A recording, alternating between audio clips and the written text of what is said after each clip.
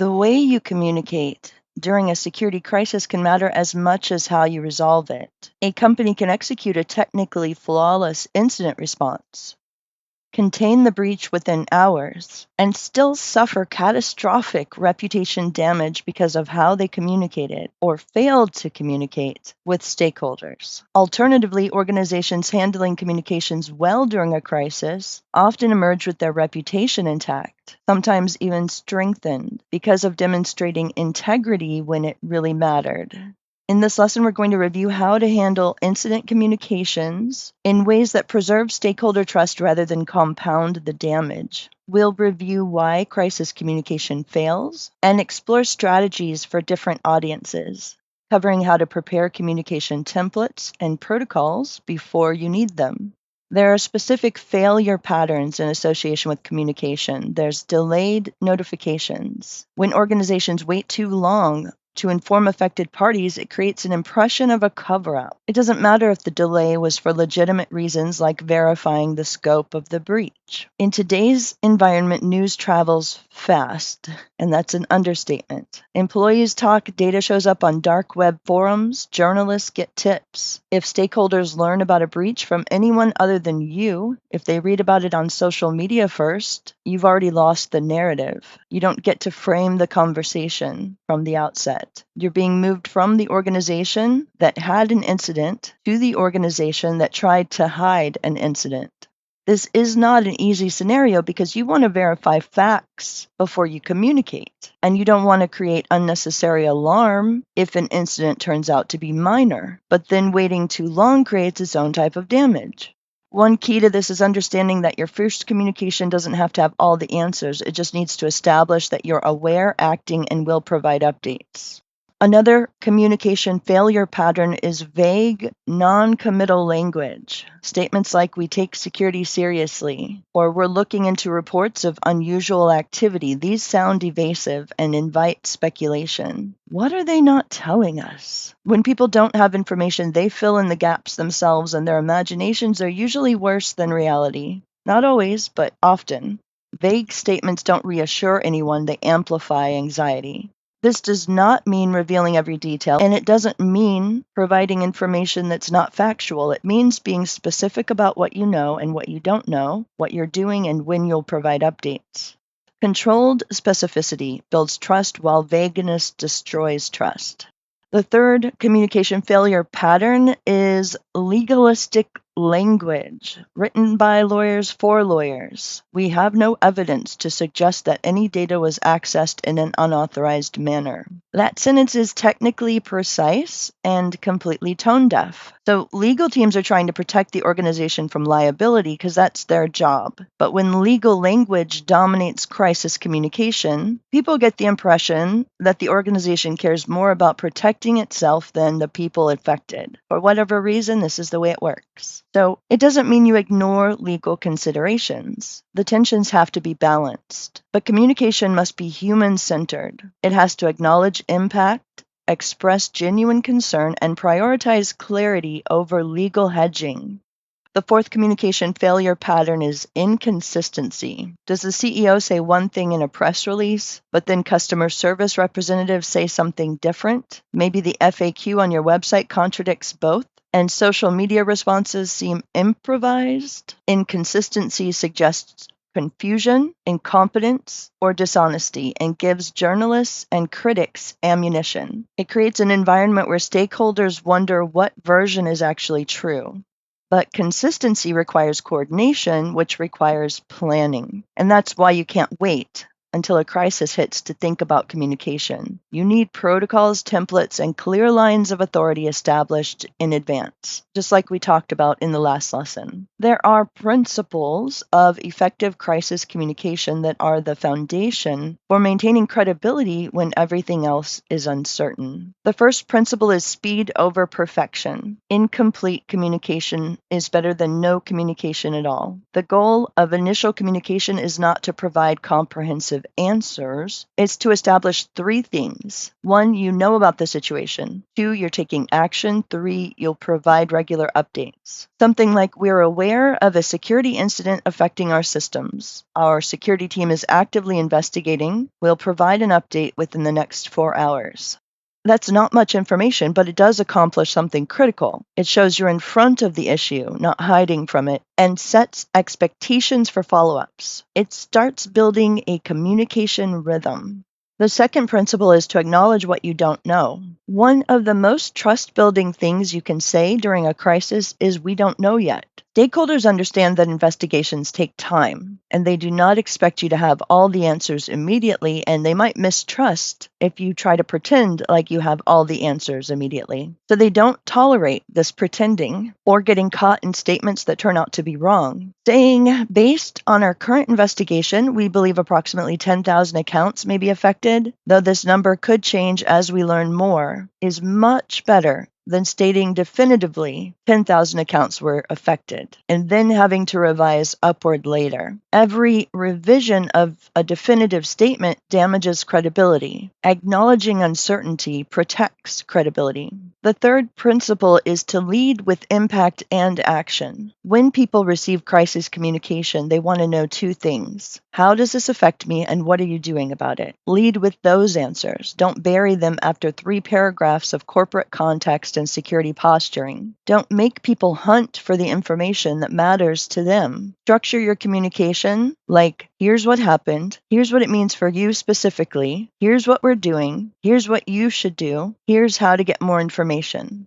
The fourth principle is to express genuine accountability. Taking accountability does not mean accepting legal liability or admitting fault prematurely. It means acknowledging people trusted you with their data or their business, and there was a disruption of that trust. Statements like, "We understand this is concerning and falls short of the security you expect from us," acknowledges reality. They show you understand the human impact. They're not admissions of negligence, they're expressions of appropriate responsibility. And you can contrast that with defensive statements that minimize impact or shift blame. Those statements might feel safer, but they read as tone-deaf and self-serving. The fifth principle is to commit to those updates and follow through. One of the most common failures in crisis communication is the initial announcement being followed by silence.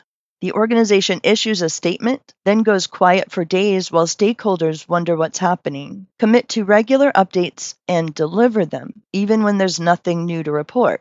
Our investigation is ongoing. We haven't identified additional affected systems. Our next update will be tomorrow at 5 p.m. This maintains communication rhythm and shows continued attention. When you commit to an update time, hit it. Every missed commitment erodes credibility. Now, different stakeholders do need different information, delivered through different channels with different levels of detail. First, you have customers. Your customers are usually your largest and most important audience during a security incident. They trusted you with their data or their business processes. Now they need to understand what happened and what it means for them. Customers need to know what information was affected. What's the risk to them personally? What should they do to protect themselves? What are you doing to prevent this from happening again? And how can they get answers to specific questions? Timing does matter enormously with customers, and there are legal minimums by various jurisdictions, like 72 hours in the EU under GDPR. In the US, it might vary by state, but legal minimums shouldn't be your target. You want to communicate as quickly as you responsibly can.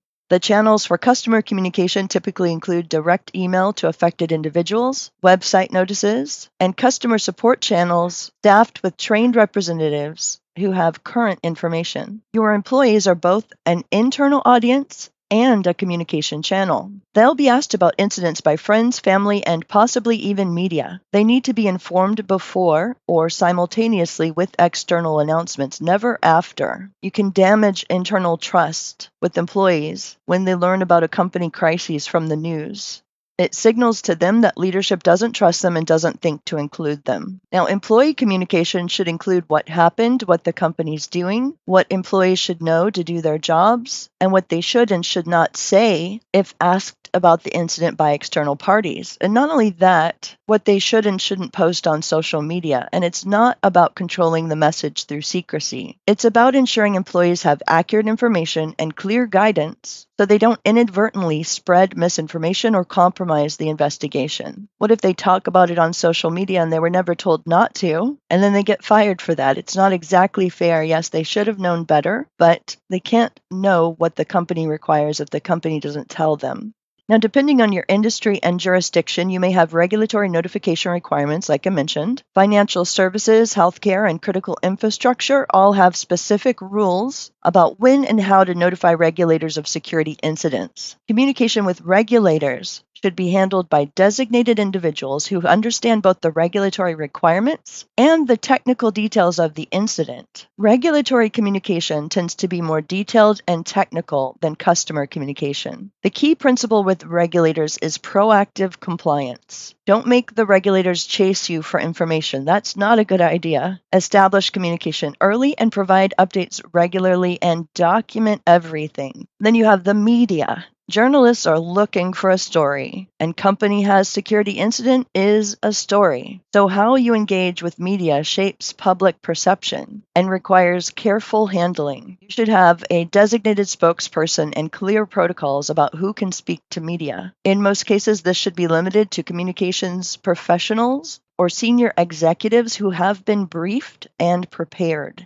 Media statements should be consistent with other communications but may be shorter and more quotable. Prepare holding statements in advance that can be customized for specific incidents. No comment sounds evasive. Instead, say something more along the lines of, "We're aware of the situation and are actively investigating. We'll provide more information as it becomes available." That's not much more information than no comment, but it sounds cooperative rather than defensive.